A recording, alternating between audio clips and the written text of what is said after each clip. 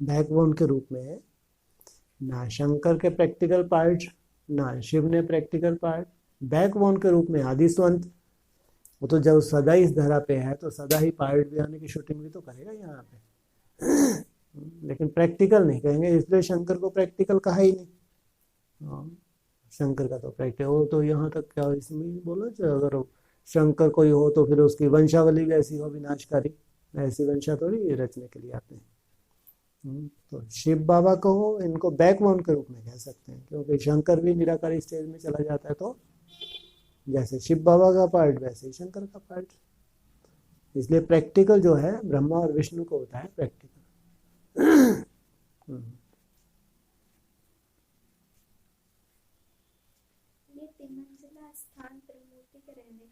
ये 3 मंजिला स्थान, अच्छा त्रिमूर्ति के रहने का स्थान। ठीक है। तो उससे उस फ्लैट में रहते हैं शिव बाबा। हाँ, सबसे वो टॉप पे। हाँ जी इसमें सुखनाम में विष्णु है।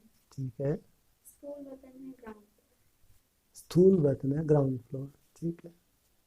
स्थूल वतन, सूक्ष्म वतन और मूल वतन। ऐसे ही हमारी भी 3 स्टेजेस हैं। स्थूल में हम पुरुषार्थ करें, जैसे जैसे देहभान से दूर जाते हैं तो कम से कम देह से संबंधित चिंतन खत्म हो जाता है, या तो आप मनन चिंतन होगा, ज्ञान का मनन चिंतन होगा, या याद की मेहनत होगी, तो उसको कहेंगे सूक्ष्म वतन की स्टेज। इसका मतलब आपका व्यर्थ अब कम होता जाता है, हद की दुनिया से आप ऊपर उठ गए। जो जितना हद की दुनिया से ऊपर उठ जाएगा, धरनी से ऊपर उठ जाएगा, तो वो उतनी ही जल्दी बीज रूप अवस्था को पकड़ेगा। इसलिए पहले सूक्ष्म वतन। इसलिए आपका अगर व्यर्थ खत्म हो रहा है किसी भी माध्यम से, चाहे मेरा बाबा, मीठा बाबा, प्यारा बाबा करें, चाहे मुरलियों को सुने, डिस्कशन सुने, कोई गीत सुने, वैसे आप मेहनत कर रहे हैं, जो भी जितना व्यर्थ को खत्म कर रहे हैं, तो जैसे सूक्ष्म वतन की स्टेज है, और जितना सूक्ष्म वतन में वो रहेगा उतना ही जल्दी वो परम धाम माना जो लास्ट स्टेज है उसमें चला जाएगा। इसलिए 3 देवताओं को भी दिखाया। हमारी फर्स्ट स्टेज होती है ब्रह्मा की, जब प्योरिटी को धारण करते हैं तो जैसे विष्णु की स्टेज। फिर उसके बाद जो निराकारी स्टेज में जाना, निसंकल्प, जैसे कि परम धाम महादेव की स्टेज।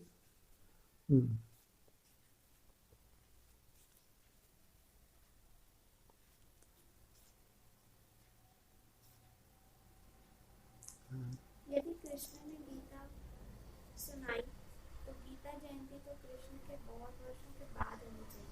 ठीक है। कृष्ण बड़ा हो तब तो गीता ज्ञान सुनाएगा, परंतु वास्तव में शिव जयंती के बाद फट से हुई गीता जयंती। हाँ, कृष्ण का जन्म तो गीता से ही होता है। पहले शिव जयंती और फिर गीता जयंती, फिर कृष्ण जयंती। इसलिए जब शिव आते हैं तो वो गीता का ज्ञान सुनाते, लेकिन उन्होंने किसका नाम डाल दिया? कृष्ण का। क्यों? क्योंकि शिव तो दिखते नहीं है, शिव तो दिखे ही नहीं। शिव ने तो अपने अपना कार्य किया, तो उसके बाद जब प्रत्यक्षता की शुरुआत हुई तो प्रैक्टिकल किसको कहेंगे?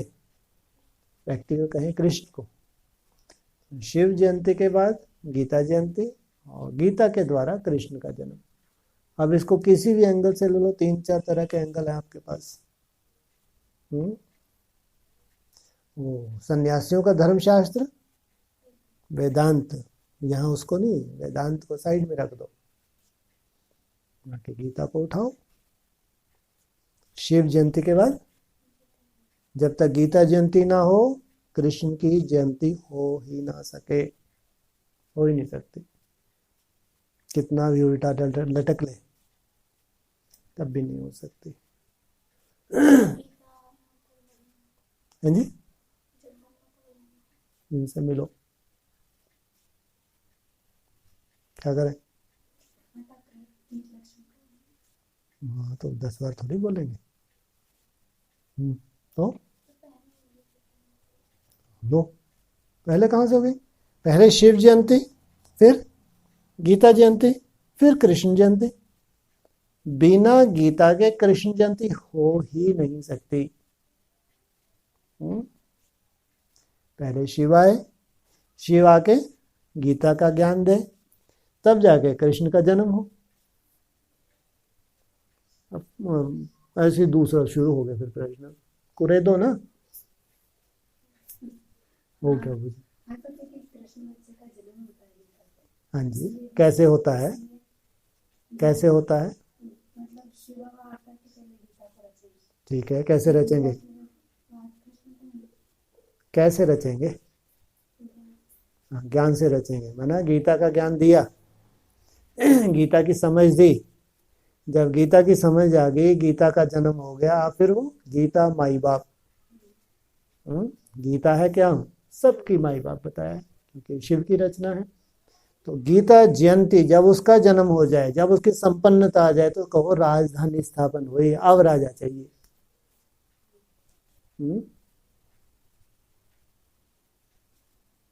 टिंक।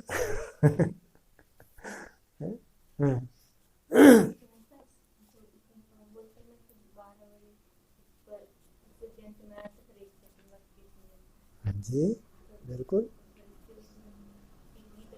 अरे शिव आते से ही गीता का ज्ञान दे दिया। वो तो फिर भी 1 सेकंड के बाद हुआ उसका बेचारे का जन्म। जैसे शिव आया सबसे पहले, आते से कुछ फूटा उनके मुख से या बीच में ही आ गया वो? और शिव आएंगे कुछ फूटेंगे ना, माना कुछ बोलेंगे ना, तब तो वो आएगा। तो बीच में जो बोला वो हो गई गीता। और वो गीता को धारण करें, उस सच्चाई को धारण करें, तब जाके प्रत्यक्ष स्वरूप जन्म ले।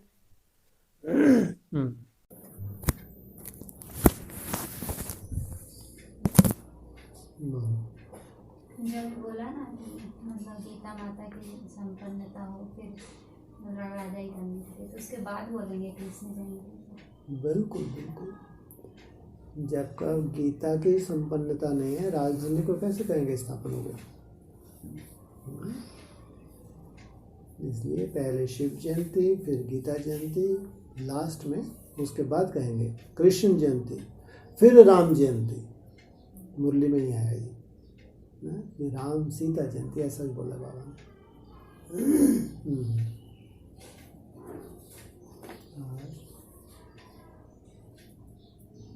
नहीं तो गीता को पीछे लिखना चाहिए ना। जैसे कोई भी है, ये देवी देवता है, क्या कहते हैं, पहले किसको रखते हैं? लक्ष्मी नारायण। पहले लक्ष्मी, फिर नारायण। पहले सीता, फिर राम, और पहले राधा, फिर कृष्ण। और महादेव को जरूर है एक जगह, बाकी सब जगह नहीं तो गौरी शंकर भी कहा है, लेकिन शंकर पार्वती भी कहा है। वहाँ 2 ही रूप हैं, एक तो महादेव परमात्मा पार्ट, उसको आगे रखेंगे, है ना, और फीमेल को पीछे रखेंगे। बाकी नहीं तो गौरी को आगे रखा है, शंकर को पीछे रखा है।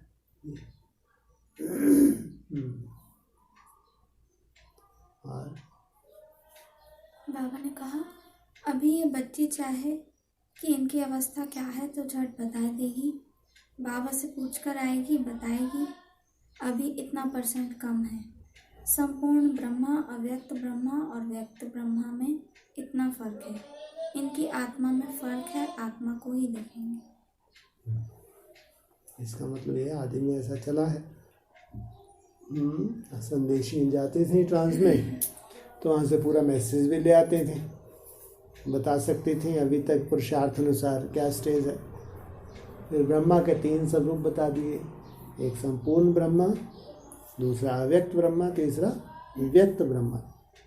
संपूर्ण ब्रह्मा तो माना अपने आप में संपूर्ण है। अव्यक्त ब्रह्मा लक्ष्य दिया तुमको, व्यक्त से क्या बनना है? अव्यक्त बनना है। पहले अव्यक्त बनेंगे, फिर तुम परमधाम निवासी बनेंगे। लेकिन जो व्यक्त है वो तो पुरुषार्थी है। इन तीनों का भी कंपटीशन है, संपूर्ण ब्रह्मा, अव्यक्त ब्रह्मा और व्यक्त ब्रह्मा। तो इनकी स्टेजेस के बारे में वो बता सकती है।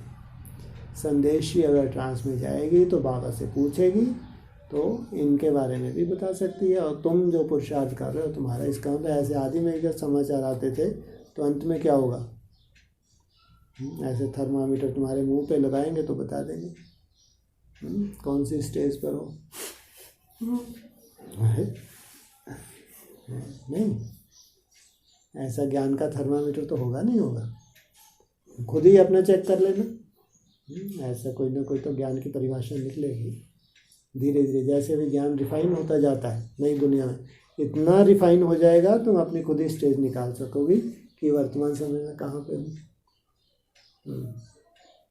इसलिए आदि में तो ये साक्षात्कार की लीला भक्ति मार्ग, लेकिन अंत में ज्ञान इतना सुंदर प्रैक्टिकल रूप धारण कर लेगा, ज्ञान के आधार से आप सब कुछ जान सकेंगे। तो तीसरा नेत्र खुल जाएगा तो सब। तीसरा नेत्र क्या परेशान करो, खुला फट गया बेचारा, क्या दिक्कत हो कोई, जब वैसे इतना सुंदर सब चल रहा है। तीसरा नेत्र खुलने से हमारा क्या मुख मीठा होगा?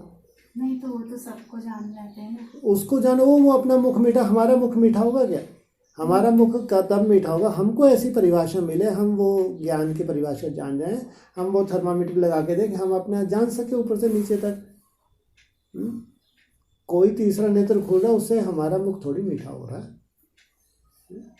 हमारा मुख तो तब मीठा करें जब हमारे पास कोई ऐसी परिभाषा हो, हम अपने हिसाब से उस सच्चाई को जान लें। जैसे संदेशियाँ सबका मुख मीठा कर देती थी, संदेशियाँ संदेश लाते, सबको एकदम बहुत मज़ा आ जाता था। ऐसे खुद ही को, हमको ही खुद ऐसा कुछ ज्ञान की सूक्ष्मता मिल जाए, हम अपने जान जाए अपनी स्टेज को। तीसरा नेत्र मिला तो हो गया, काम ही खत्म हो गया, फिर बचा ही नहीं कुछ। अब तो तुम जहाँ पे हो वहीं लटक जाओ, हो गया काम, कुछ बचा ही नहीं अब तो। तो ये तीन ब्रह्मा कौन कौन हुए?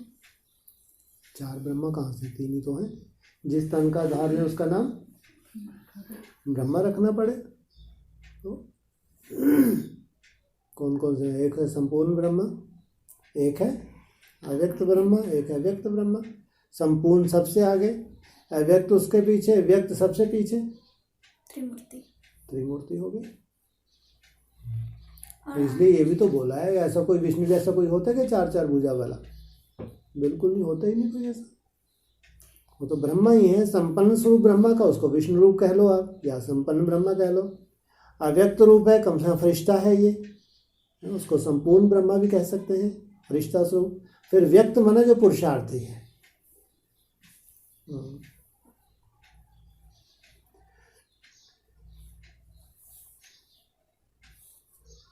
पीछे यहाँ बनाने वाले भी रहते हैं, लास्ट में सफाई करने वाले भी। अभी तो अभी क्या बोल रहे थे, ऐसे वो आएगा, कौन आएगा? वो विश्वकर्मा आएगा, सब ऐसे हाथ फेरा काम हुआ। अब ये देखो ये मुरली क्या कह रही है, हाँ सुनाओ। पीछे यहाँ बनाने वाले भी रहते हैं। मैंने जब तुम्हारी नई दुनिया आएगी, जो ये दुनिया में हले होंगे अज्ञानी लोग, ये बनाने वाले भी रहेंगे। हाँ, लास्ट में सफाई करने वाले भी रहते हैं। लास्ट में सफाई करने वाले भी चाहिए। तुम थोड़ी लगेगा झाड़ू लेके सफाई करोगी, लाशें बिछी होंगी तो। सफाई में टाइम तो लगेगा ना, हम भी चले जाएंगे ना, फिर भी जरूर कुछ रहेंगे। तुमको राजाई में जन्म मिलेगा और वो फिर यहाँ बैठ कर के सफाइयाँ करते रहते हैं। तुम लोगों को राज्य कैसे मिलता है? बाप कहते हैं ना, जहाँ जीत वहाँ जन्म। तो तुमको कहाँ जन्म मिलेगा? तो तुमने किस पर जीत पाई तो तुमको राज्य ऐसे मिलता है। और भारत में ही जीत होगी और वो सब खत्म हो ही जाएंगे। हाँ, वहाँ जो बड़े से बड़े राजाएं होंगे वो बचेंगे, इनके भी कोई ना कोई बचेंगे। जो अभी धनवान होंगे वो बचेंगे, जिनके पास तुमको जन्म देना है। तो जिनके पास बहुत धन बचेगा उनके पास तुम जन्म लेंगे। तो गोया सारी सृष्टि का पीछे तुमको मालिक बनना है। पहले तो ये देखिए, वो सफाई का काम हो रहा है, कितनी लाशें होंगी, कितनी बदबू होगी, होगी नहीं होगी? तो उस वक्त रहने वालों की क्या हालत होगी? ठीक है, वो एक सीन है सफाई का। इसका मतलब कम से कम हम तो सफाई नहीं करेंगे, तो मुझे ही बोला है। तो इतनी पढ़ाई पढ़ के जा रहे तुम सफाई करोगे क्या? फिर हम जहाँ पे संगठन होगा, हम कहीं तो संगठन होगा नहीं होगा, वहाँ कितनी आत्माएं होंगी? चलो 16,000 तो होंगी।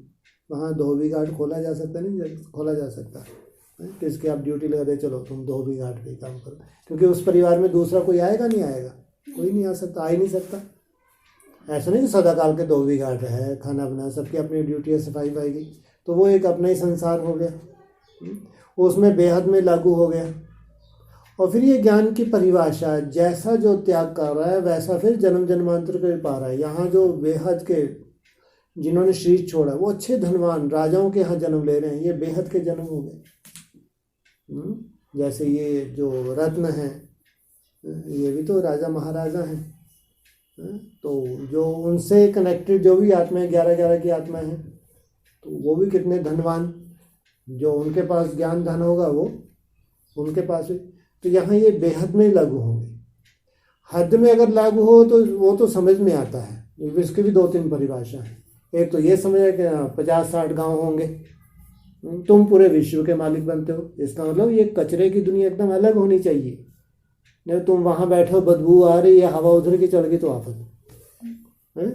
मैं सोचो कितनी लाशें, अभी कोरोना में तो कुछ भी लाशें नहीं थी, कुछ भी नहीं थे। हमारे भारत में भी करोड़ों नहीं मरे हैं, कुछ भी नहीं थे। जलाने को जगह नहीं मिली, उन्होंने गंगा में बहा दिया। और कितनों को दफनाए, कितनों को जलाएंगे। गवर्नमेंट भी परेशान हो जाए, इतनी वो दफनाना भी है तो कितने खुदाई करेंगे। आप मशीनों से खुदाई की सोचो आप, तो भी इतनी लाशें थी, जबकि कुछ भी नहीं था। ये छोटी सी सीन थी, और बड़ी सीन कितनी बड़ी होगी। जब आपको जलाने के लिए जगह नहीं, दफनाने के लिए तो ऐसी तो फेंकेंगे लाशें, तो कितनी सड़ान फैलेगी सोचो आप। सोचो क्या हालत होगी इस वक्त। इसमें ये गंदी दुनिया एकदम, इसका तो कारोबार ही लगा। हाँ, आप लोगों का कारोबार एकदम अलग डिटैच कर देगा बाबा। बहुत सुंदर प्रकृति का भी सुंदर रूप होगा। फिर सभी योगी आत्माएं हैं, कितना बड़ा परिवर्तन करेंगे। तो ये कहीं कहीं बेहद के रूप में लागू होता है। लेकिन ब्रह्मा बाबा को जो भी एक पिक्चर खिंच जाती थी तो वो बोलते थे, जबकि वो बातें सब की सब लागू होनी है, लेकिन कुछ हद में कुछ बेहद में। क्योंकि ब्रह्मा के मुख की तो सब कुछ बोला। जितना भी ये पॉइंट्स आते हैं, चाहे वो 50-60 गाँव हो, चाहे ये इससे भी बड़ी बड़ी बातें कहीं अव्यक्त वाणियों में या साकार मूल्यों में जो आता है, तो अगर ऐसे देखें तो 3-4 तरह के वो हो जाते हैं, अलग अलग एंगल से हो जाते हैं। तो जब बोला हुआ तो कहीं बेहद में लागू होगा, कहीं हद में लगा, कहीं हमारा छोटा सा संसार है, और कहीं ये पूरे संसार को देख के बाबा ने विनाश की जो सीन बताई हुई है। तो आगे चल के बाबा ने बोला कि अब जब आ जाएगी नई दुनिया, फिर इनका पूरा मंथन हो गया, हमारी मुट्ठी में आ जाएगा, सार भी आ जाएगा सामने। जो अभी जो है इधर उधर होता है कि उसका सार क्या निकलता है, उसका मतलब क्या निकलता है, कन्फ्यूज़न पैदा हो जाता है। लेकिन जो नई दुनिया होगी वहाँ पूरा इसका मंथन करके इसका सार भी सामने आ जाएगा। इसलिए अभी सार नहीं कह सकते, अभी तो कन्फ्यूज़न होता है। एक तरह ये अभी अव्यक्त वाणी में कौन आ गए थे, विश्वकर्मा जी आ गए थे। उनको टाइम लगेगा बनाने के लिए, कितना टाइम लगा विश्वकर्मा में, हाथ फेरा और काम हुआ। और यहाँ तो सफाई के लिए कितना समय लगेगा, बाप रे बाप, कितनी बिल्डिंग्स तो वहाँ होंगी, उन बिल्डिंग्स को। और वहाँ तो हमारी दुनिया हो ही नहीं सकती, हमारी दुनिया हो ही नहीं सकती। जितना इतनी लाशें बिछेंगी, जहाँ ये बम वगैरह फेंके जाएंगे, वहाँ तुम्हारी दुनिया हो ही नहीं सकती। तो इतने कम समय में उसके सफाई नहीं हो सकती। जब सफाई नहीं हो सकी तो ब्रह्मा बाबू कितना सुंदर संकल्प आया कि ऐसा जोर से समुद्र आएगा, उछाल मारेगा, पूरी लाशों को लेके वापस। तो समुद्र के किनारे हो, फिर भी ठिया वहाँ हिमालय तरफ जा रहे हैं, तो वहाँ कहाँ का समुद्र आके लाशों को वापस ले जाएगा, है ना। समुद्र के किनारे तो ये चीज़ समझ में आती है। फिर उछाल मार के तुमको पूरा वो हीरे जवाहरात, तो बेहद में तो हमारा ये सूर्य कितना उछल कूद किया 14 वर्ष, कितने हमारे रत्नों से झोली भर दी।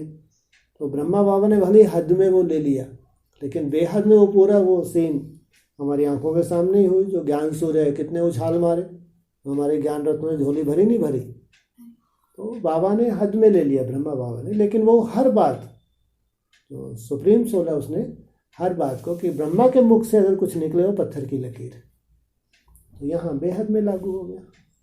बाकी हद में भी लागू होगा, लेकिन लागू हो एक्यूरेट कैसा होगा वो भी पॉइंट्स हैं मूल्यों में, हद के भी। आगे से वही नक्शा मिलेगा जो हद में सामने आने वाला। कई जगह तो ऐसे भी बोला ना कि सत्युग में इसकी खाद बन जाएगी सारा शरीर। हाँ, कितनी पैदाइश होगी, लाशें लाशें, सबकी खाद तो मिट्टी उपजाऊ। अब वहाँ कहाँ उठा के ले जाएंगे अपन हिमालय में वहाँ तो इतनी पॉपुलेशन भी नहीं है। हिमालय में तो बहुत छोटे छोटे गांव हैं, ज़्यादा है ही नहीं पॉपुलेशन। अब अपन यहाँ से ढो के खाद बनाएंगे, ऐसा थोड़ी करेंगे अपन। हाँ ठीक है। ये तो बोला कि अब इतनी लाशें समुद्र में चली जाएंगी तो उसके बाद फिर ये ऑयल जो आज तेल निकल रहे हैं कहाँ से निकल रहे हैं, अब प्रकृति का क्या रूप होगा, कैसे ये होना है, फिर कैसे इनकी खुदाइयाँ होनी है, ये कैसे वो बन जाएंगे। वंडरफुल खेल है। इसमें भी 2-4 साल अगर वो थोड़ी सी धैर्यता अपन रख ले ना तो बहुत बहुत कुछ सामने आ जाए। आज ये साइंस इतनी आगे बढ़ गई तो ये जो खुदाइयों में ऐसा खोद रहे हैं तो उनको लगता है ऐसे ऐसे उनको कुछ मिल रहे हैं बहुत अच्छे कि इतना ज़बरदस्त आधुनिक साइंस थी लगभग 5000 वर्ष पहले। वो क्राइस्ट से 3000 वर्ष पहले वो बोलते हैं, वही 5000 वर्ष इतने ज़बरदस्त तो आज कुछ भी नहीं है उनके मुकाबले। उनको ये नहीं मालूम कि ये अभी 10 साल में वहीं पहुंच जाएंगे जो उनको वहाँ से मिला है सच्चाई, फिर विनाश हो जाएगा। तो फिर अगर जाएंगे तो 5000 वर्ष की बात आ गई ना। माना 10-15 साल में इतना रिफाइन हो जो आज नहीं है, और ये चीज़ें उनको मिल रही हैं खुदाई वदाई में जहाँ वहाँ पे, और वहीं इनको पहुँचना है, वहीं तक इनको पहुँचना है। अब इनको थोड़ी मालूम कि 5000 वर्ष के फिर हम लगे हम वहीं तक पहुँचे, फिर कोई ऐसा विनाश हो जाएगा हम तो गए। अब उनको कोई तो भोगेंगे साइंस को, वहाँ जिनके काम आ रही है वो साइंस में तो चलता रहेगा। फिर कोई आगे चल के बहुत बड़ा अर्थक्वेक होगा, वो सब लुप्त हो जाएगा, फिर अंधेरे का युग शुरू हो जाएगा। हाँ, जैसे हम देखते हैं हमारे यहाँ राजाई हुई है तो बड़ी बड़ी मशालें जलती थी, लाइट नहीं थी वहाँ पे, लकड़ी से ही ऐसे मोहल्लों में ऐसा वो ये सब चीज़ें, फिर वो चीज़ अचानक चेंज आ जाएगा। लेकिन अभी जो साइंस का उसका बहुत रिफाइंड रूप हमारी दुनिया में होगा ना। अगर बहुत जाएंगे सूक्ष्मता में तो हर चीज़ एक्यूरेट घूम रही है। मूल्य के अनुकूल देखेंगे तो एक्यूरेट है वो, हर 5000 वर्ष का कैसे रिपीट हो रहा है ये एक्यूरेट है। तो इसलिए धीरे धीरे धीरे धीरे पूरी सच्चाई मूल्यों के थ्रू, अव्यक्त वाणियों के थ्रू पूरा जाकर चल फाइनल मंथन होगा तो पूरा एक्यूरेट सब सामने आ जाएगा। तो यहाँ जो बेहद के साइंटिस्ट मतलब जो मन चेतन मंथन करके निकालते हैं तो वो लोग वहाँ स्थूल में ढूंढ लेते हैं। नहीं, वो लोग भी लगे हैं, उनको भी प्रेरणा कहाँ से मिलती है, सबसे बड़ी बात है। ये जो बड़े बड़े साइंटिस्ट हुए हिस्ट्री में, ये भी तो अव्यक्त आत्मा ही तो आके इन्होंने किया उनके द्वारा। अब जो अव्यक्त आत्मा, इनकी ड्यूटी है, उनको मालूम है 100-150 वर्ष के बाद विनाश होने वाला है, तो एक बार किसी को सुख देखना चाहिए, नहीं पूरी दुनिया को देखना चाहिए। तो उन्होंने एक स्वर्ग जैसे ही बना दिया, पंप एंड शो। अब स्वर्ग ही तो है, आपने बटन दबाया एसी चल गया, बटन दबाया ना गर्मी लग रही है पैसा है, ना सर्दी लग रही है, तो ये स्वर्ग जैसे ही तो है। तो ये उन आत्माओं की प्रेरणा से तो पूरा खेल हो रहा है ना। तो एक बार ये जबकि ये साइंस निकाली है हमारे लिए, हमारी दुनिया के लिए, तो अभी ये सुख भी ले रहे हैं, तो इससे सबसे बड़ा दुख भी सामने आने वाला है। तो जो बड़े बड़े साइंटिस्ट हुए हैं, अचानक उन्होंने उनको प्रेरणा, तो प्रेरणा कहाँ से हुई? या जो ये मेडिकल या हमारे जो बड़े बड़े विद्वान हुए थे, तो उस वक्त ये अव्यक्त आत्माओं का ब्रॉड ड्रामा में बहुत बड़ा फंक्शन है। कैसे कैसे हमारा डाउनफॉल होना है, कैसे कैसे बीमारियों का इंटरफेयर होगा, कैसे हमको वैद्यों के द्वारा प्रेरणा मिलेगी, कैसे हम दवाइयों का निर्माण करेंगे, कैसे ग्रहों का वो सब करेंगे, ये सब ड्रामा में नूंद है ना। कुछ भी ऐसा नहीं कि कोई बहुत बड़ा कोई आश्चर्य हो जाएगा, वंडर। तो ये सबसे बड़ा हाथ किनका है इसके पीछे? अव्यक्त आत्मा। और सबसे बड़ा हाथ है जो सदा ही थी। अगर शिव बाबा भी सदा है तो ये आत्मा भी तो सदा है, अपना काम कर रहे हैं। इसलिए वो सोचते हैं कि हम स्वर्ग में ही हैं ना, मतलब ये लोग सब जिनको सारी सुविधाएं हैं कि हम, हाँ, उनके तो यही स्वर्ग, वो तो चाहते नहीं है दुनिया खत्म हो, तो इसलिए उनके लिए स्वर्ग। विदेशों में कहते हैं विदेशों में स्वर्ग जैसा है। आज भारत में कोई कमी नहीं है। आज भारत में देखो, आप चले जाओ थोड़ा सा, या जॉब भी अगर किसी के पास गवर्नमेंट जॉब भी लगी छोटे में 40-50 हज़ार उसको पेमेंट मिलती है, तो अपने घर में क्यों नहीं स्वर्ग बना लेगा, कार खरीद लेगा, बहुत अच्छा मकान बना लेगा। 50 हज़ार की वैल्यू है, जबकि वो छोटी सी नौकरी है वो। और बड़ी नौकरानी नहीं नौकरी नौकरियों वाले तो उनके तो बाद ही क्यों स्वर्ग ही तो भोग रहे हो पैसे से। हमारा मजदूर 300-400 रुपये ले रहा है रोज़ का, तो 10-12 हज़ार कम होता है। वो एक मोबाइल आराम से बढ़िया रोज़ फिल्में, उसके बच्चे ही फिल्में देखें, स्कूल भी जा रहे हैं, सबका अपना अपना स्वर्ग है। माना अभी जो है एकदम लास्ट में कहते हैं ना भगवान ने, वो हमारे मोदी जी का कमाल देखो, फोकट में अन्न मिल रहा है, भूखा कोई मर ही नहीं सकता। विदेशों में ऐसा, विदेशों में अगर जन्म ले लिए ना तो पूरे जो गवर्नमेंट है उनकी जैसे कि जिम्मेवारी होगी कि हमारे यहाँ कोई भूख नहीं मरता, ऐसी पॉलिसी होती है वहाँ पे। तो पूरे तो ये मोदी जी ने अभी सबको फोकट में बांटते हैं राशन, तो सबको मिलता ही है बहुत कम। माना अगर आप 2-4 दिन की मजदूरी है तो आप कभी भूखे नहीं मरेंगे आप। तो अंत में भगवान सबको क्या कर रहा है, ये स्वर्ग जैसे ही तो है। अब जिसने इतने गरीब घर में जन्म लिया बेचारे में, कम से वो भूखा वो भी नहीं मर सकता। कायदा आज की डेट में ये कहते हैं किसी को भीख मांगने की ज़रूरत नहीं है। अगर उसने जन्म लिया है, उसका राशन कार्ड है, ये पीले वीले बताएं कितनी तरह के तो कार्ड होंगे, भूख मरने का कोई रोल ही नहीं है। कहते हैं ना एकदम कलयुग का अंत है, तो भी भगवान कोई भूखा नहीं मर सकता। क्यों, अब तो सबको एक बार जाना ही है तो क्यों भूखा मर के जाओगे बेचारा, हाँ खिला पिला के भेजो, स्वर्ग ही कहेंगे। तो मतलब कि अभी तो कलयुग का अंत है और उससे पहले तो अच्छा ही होगा, तो अभी बताते हैं, हिस्ट्री में भी बताते हैं। मतलब ये बात लगे हम साधनों में अच्छाई देख रहे हैं, ये अच्छाई नहीं है। सब आ रहा है कि मन को सुख मिले।